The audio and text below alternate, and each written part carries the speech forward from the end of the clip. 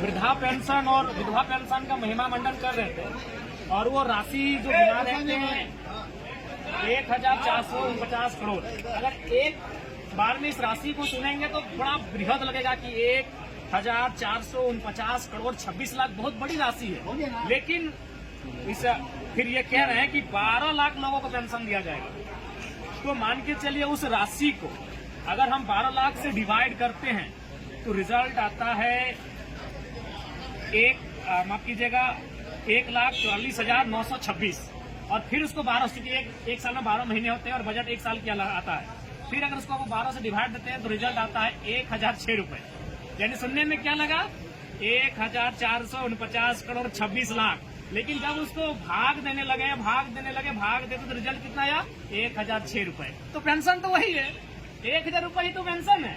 लेकिन देखिए महिमा मंडन कैसा होता है, क्या बजट में दर्शाया गया 1,449 करोड़ 26 लाख दिव्यांग खुश, वृद्धा खुश, विधवा खुश। लेकिन जब उसको अध्ययन करते हैं, उसको भाग देते हैं तो रिजल्ट आता है 1,006 रुपए। वही तो है। तो इसलिए बजट में मैया सम्मान योजना पर विशेष फोकस रहा है, उसके अलावा कृषि पर फोकस रहा है। तो उसके अलावा अगर आप कहें हेल्थ पे बात की जाए, नए सृजन पे बात की जाए, युवाओं पे बात की जाए तो विशेष नहीं रहा। बाकी आप सबों का धन्यवाद। प्रत्येक दिन मैया सम्मान योजना कैसे देखते हैं?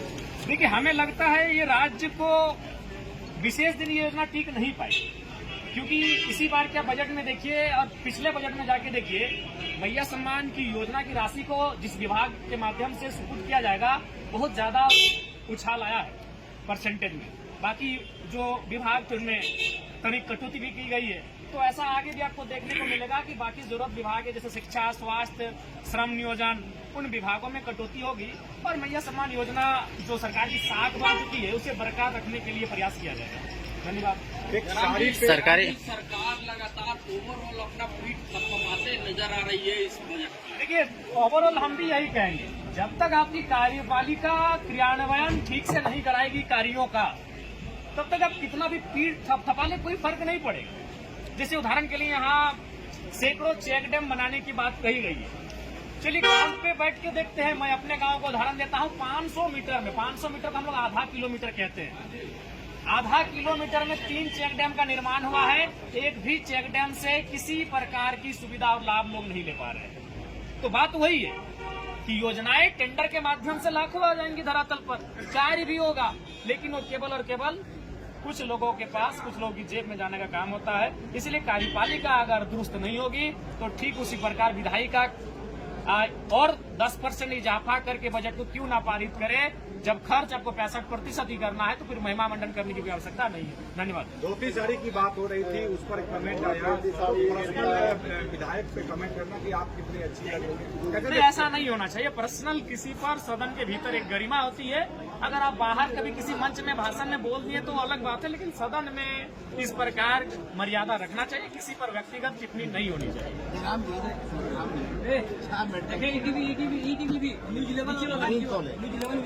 और टेक्निकल यूनिवर्सिटी देखिए उसके लिए आपको ग्राउंडिंग सर्वे कीजिए। मैं जिस विधानसभा से आता हूँ वहाँ बहुत सारे कॉलेज, बहुत सारे स्वास्थ्य केंद्र बने हैं, लेकिन स्वास्थ्य केंद्र में डॉक्टर नहीं है और स्कूलों कॉलेजों में शिक्षक नहीं है। केवल वो टेंडर का काम आता है। जो विधायक है, मंत्री हैं, जो उनके करीबी हैं, उनको टेंडर सुपुर्द किया जाता है। इसलिए मैंने कहा कार्यपालिका दुरुस्त होगी तभी इस बजट का लाभ होगा, और नहीं तो फिर ये बजट उसी प्रकार से योजनाएं धरातल पर जाएंगी, काम होगा, फाइलें बनेंगी और फिर चलते चलते एक मात्र पुलिस कर्मियों के लिए वहाँ पे खड़े हैं।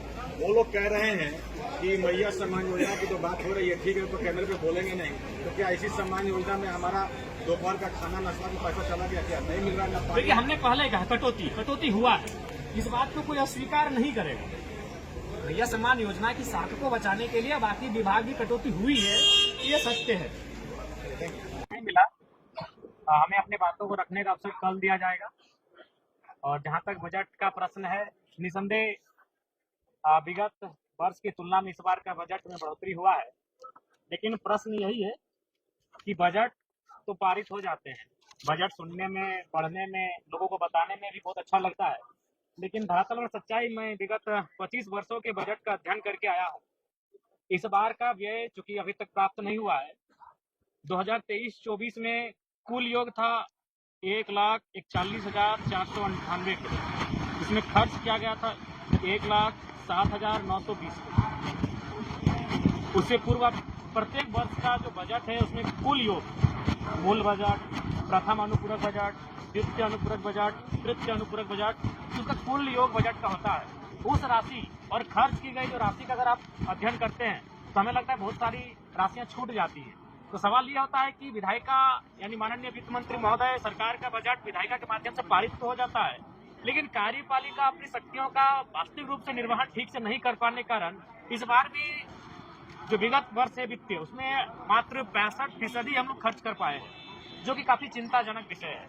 और महत्वपूर्ण विषय, क्योंकि हम लोगों ने मैया सम्मान योजना पर काफी फोकस किया, चलिए अगर उसके नाते नारियों का उत्थान होता है तो स्वागत है, लेकिन कहीं ना कहीं युवाओं के रोजगार की बात कही जाए तो इसमें भी सरकार का स्टैंड साफ नहीं है। उसके लिए आप देखेंगे हमारा जो स्थापना व्यय होता है, जिसमें पिछले वित्तीय बजट और इस वित्तीय बजट में विशेष कोई अंतर नहीं है। इसका मतलब सरकार रोजगार को लेकर, युवाओं के भविष्य को लेकर विशेष चिंतित नहीं है। दूसरी बात, आज अगर राज्य में सबसे ज्यादा चर्चा सदन में किसी विषय पर हुआ तो स्वास्थ्य को लेकर हुआ। अगर स्वास्थ्य की अगर हम बात करें तो नेशनल हेल्थ पॉलिसी 2017 कहती है कि किसी भी राज्य का जो स्वास्थ्य पर बजट होना चाहिए वो कम से कम न्यूनतम 8% होना चाहिए, लेकिन हमारे राज्य का स्वास्थ्य पर जो बजट है वो 5.6% है, जो कि चिंताजनक विषय है। मैं आपके माध्यम से लोकतंत्र के चौथे स्तंभ के माध्यम से सर्वप्रथम माननीय स्वास्थ्य मंत्री को ये संदेश दूंगा कि वो सबसे पहले प्रयास ये करें कि रिम्स के तर्ज पर, क्योंकि आज के दौर में रिम्स का वजन काफी ज्यादा हो चुका है, रिम्स के तर्ज पर कम से कम प्रत्येक प्रमंडल में एक अस्पताल का निर्माण हो, ये मैं स्वास्थ्य मंत्री के माध्यम से संदेश देना चाहूंगा। और बिल्कुल स्वास्थ्य के बजट में कहीं ना कहीं कटौती है, जो कि नेशनल हेल्थ पॉलिसी 2017 भी कहती है कम से कम न्यूनतम 8% होना चाहिए, जो कि हमारी सरकार उस दिशा में फॉलो नहीं कर रही है। उसके धन्यवाद। हमें मिला, हमें अपने बातों को रखने का अवसर कल दिया जाएगा। और जहां तक बजट का प्रश्न है, निसंदेह विगत वर्ष की तुलना में इस बार का बजट में बढ़ोतरी हुआ है, लेकिन प्रश्न यही है कि बजट तो पारित हो जाते हैं, बजट सुनने में, पढ़ने में, लोगों को बताने में भी बहुत अच्छा लगता है, लेकिन धरातल और सच्चाई में विगत 25 वर्षों के बजट का अध्ययन करके आया हूँ।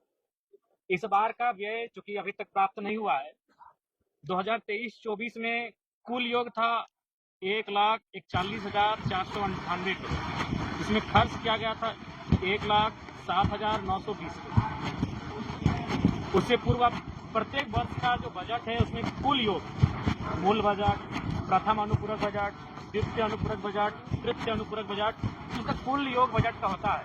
उस राशि और खर्च की गई जो राशि का अगर आप अध्ययन करते हैं तो हमें लगता है बहुत सारी राशियां छूट जाती हैं।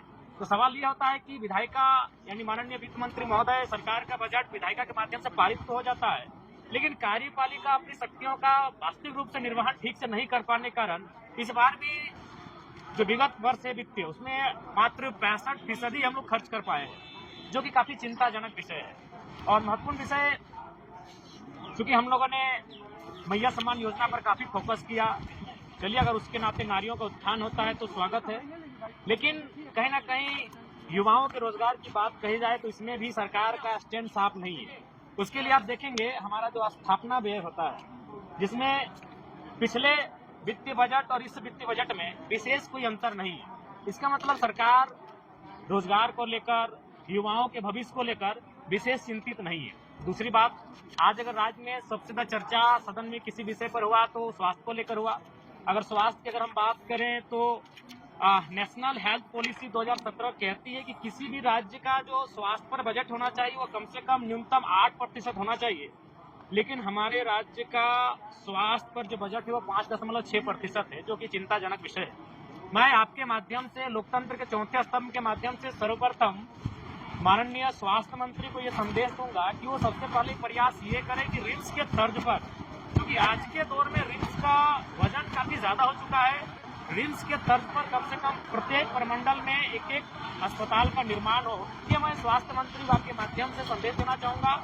और बिल्कुल स्वास्थ्य के बजट में कहीं ना कहीं कटौती है, जो कि नेशनल हेल्थ पॉलिसी 2017 भी कहती है कम से कम न्यूनतम 8% होना चाहिए, जो कि हमारी सरकार उस दिशा में फॉलो नहीं कर रही है। उसके धन्यवाद।